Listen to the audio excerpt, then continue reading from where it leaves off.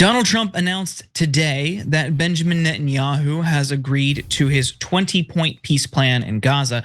But ahead of that announcement, officials within the Trump administration had reportedly had it with Bibi and his ongoing feud with some in the MAGA media sphere, most notably Tucker Carlson. During his meeting with influencers on Friday, for example, Netanyahu had some harsh words for American conservatives who don't fall in line with Israel. Here he is recounting what one Christian influencer joked to him. Take a look. You said, we talked about the woke right, and you said, I call it the woke Reich. That's a brilliant observation. The woke Reich, because these people, they're not any different from the woke left. I mean, they're insane, they're nuts. But they're actually meeting on some of the things. And what we have to do is we have to secure that part of the base of our support in the United States. That is being challenged systematically. A lot of this is done with money. Money of NGOs, vast. Money of governments, vaster. Okay? We have to fight back. On Saturday, his son Yair Netanyahu also called Tucker Carlson Qatar's bitch and accused him of being obsessed about Israel, Jews, and Netanyahu. According to reports from Axios, White House officials are fed up with the Netanyahu families wading into US politics. One White House official said, "We can't figure out what the guy is up to. Focus on Israel, focus on Gaza. Stop getting involved in US domestic political issues. Stop talking about Tucker. Stop getting influencers here to be your propaganda. It's not helping you. It's not helping Israel, and it damn sure isn't helping us get a peace deal." Cenk, I think some of these comments coming out of the White House are a bit surprising. What do you make of it? What I make of it is that they're losing their own base, and so they're in a bit of a panic. And I mean, does it get any more panic than saying that Tucker Carlson and Candace Owens are the equivalent of the woke left? That there's no difference between us. Come on. The woke right, you're gonna try to convince people that Tucker Carlson is fake right wing and Benjamin Netanyahu is more America first than Tucker Carlson is. Well, good luck with that piece of propaganda. I wish you a lot of luck with it, okay? And so the reason why the White House is in a panic is because Netanyahu is coming in here and thinking that he can boss social media around. He could boss the right wing around, but he doesn't realize they don't work for his buddies at Fox News anymore. Before, when you worked at a giant corporation and you're getting paid 20 million a year, 40 million a year to do Israeli propaganda, well, you got those folks more locked up, right?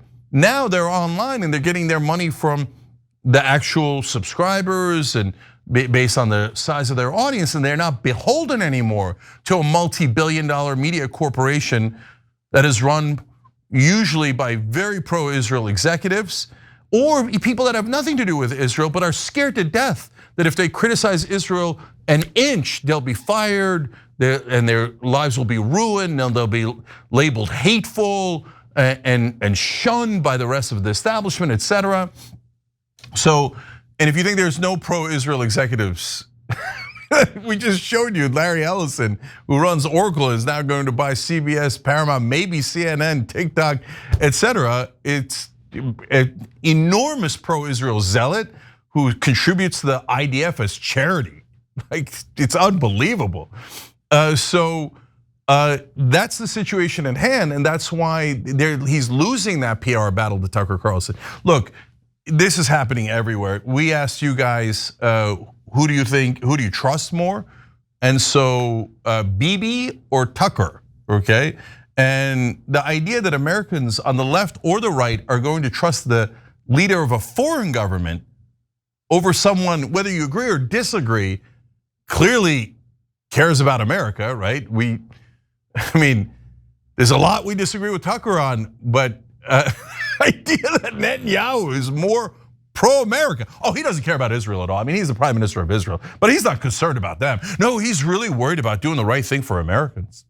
And because Tucker Carlson is objecting to taking $310 million from America and forcing us to give you more and more and more, forcing us to support a genocide, creating billions of enemies for us throughout the world, literally in the Muslim world.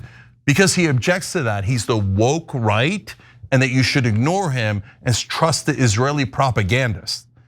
Well, that's why the White House is upset, Jordan, because that's a terrible strategy. That's of course not gonna work. And in fact, before I let you respond to that, I wanna show you one more thing.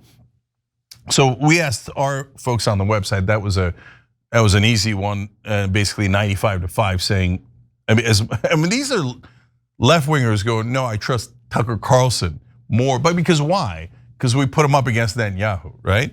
And then on Twitter, where it's a lot more right-wingers, I asked, Netanyahu is now saying Tucker Carlson is helping America's enemies by not bowing down to Israel.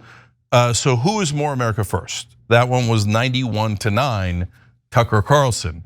So, and one of our guys wrote in here, Impeach for Peace is a member on tyt.com. You could also become a member at tyt.com/join, be part of the show. He wrote in, Bibi's projecting because that's exactly what Israel's doing, using social media and buying politicians to influence opinions on Israel. Absolutely. So Jordan, when I saw him in the video going, you got to look into anyone objecting about Israel, it's probably the money. Brother, you're telling on yourself, right? Of course, if we say that, then they go, hey, anti-Semite, we're let's talk about money. You guys are getting bad funding from Muslims. You should hate Muslims, hate all the Muslims, right?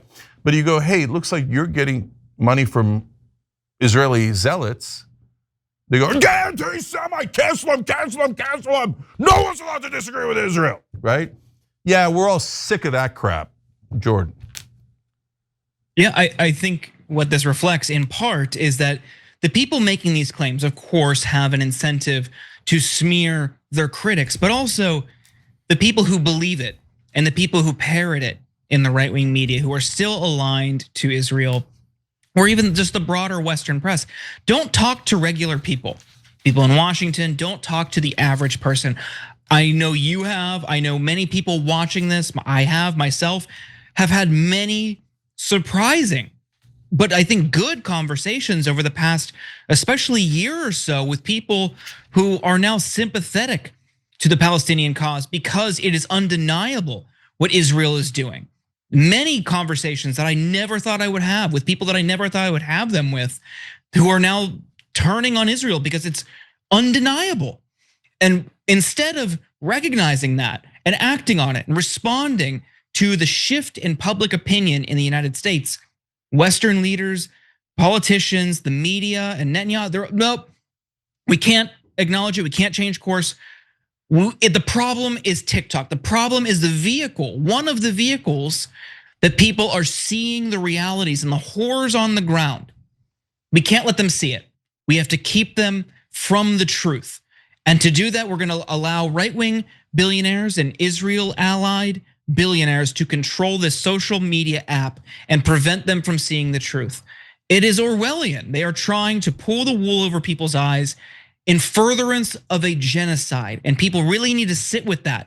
The consequences, the long-term historical consequences of allowing this to happen and deliberately obfuscating reality for people.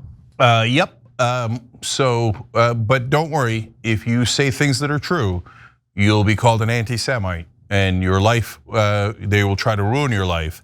But Israel doesn't control anyone in America. Controlling the media just because they bought half of it? No. You guys are crazy. You should all be fired or arrested on behalf of Israel.